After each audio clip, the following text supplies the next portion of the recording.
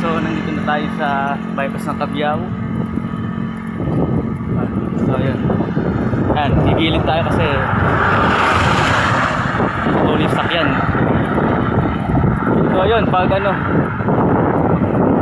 sa umaga, kaya yung ginagawa ko, syempre mag-exercise para sa rin na sa utak na rin. Pwede puro tayo trabaho lang. Kailangan gumagano tayo.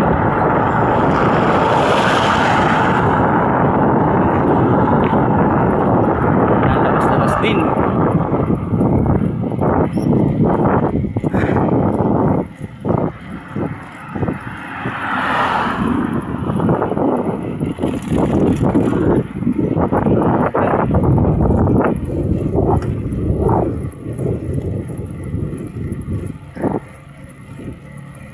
Kahapon nagsimula ako mag-bike, inipon ko pa ng highway hanggang pauwi sa amin. Siyempre sa highway medyo traffic.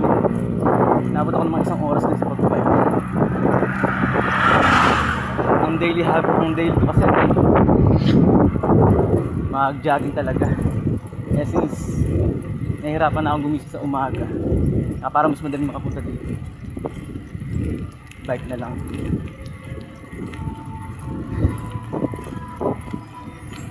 Siguro kaibahan ng jogging sa bike. Siyempre jogging yung sarili mo. Pansin ko sa jogging, sa akin lang mas mahirap ang pag-jogging kaya sa bike. O baka yun lang mas matagal ko nang ginagawa. Sa bike kasi parang padya ka lang eh. Pero ano lang opinion lang naman guys. Pero sa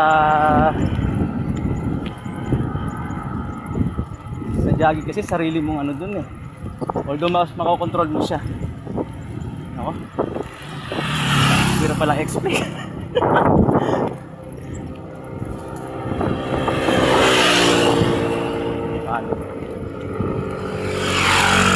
Siguro mas hinihingal ako sa jogging.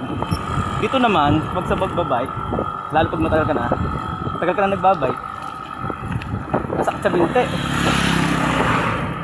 Tulad niya medyo lalo na pagkatapos magbike. Tsaka yung pace niya, yung tuling mo, hindi pagdaka na kahit may cambio ka. Kaya mag-aka ka, biglang binigatan. Hindi ka pagdaka makapag-adjust. Unlike sa jogging, pwede ka mag-umpisa sa mabagal,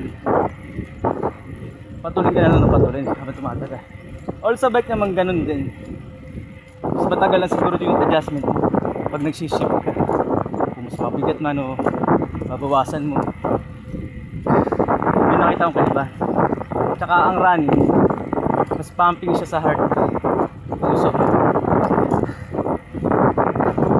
compare sa bike. Pero it's up to you kasi kung anong choice mo. Pwede mo subukan parehas para malaman mo kung saan ka mas komportable o kung ano yung mas gusto mo, riding bike o running, jogging, ganyan.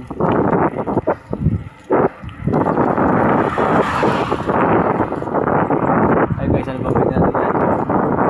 Sa susunod, no? Kita. Yun yung kailangan siguro pag-aralan nyo. Pag may tao yun, huwag kang mahiya magsalita. Tumitingin sila eh. Mahaba.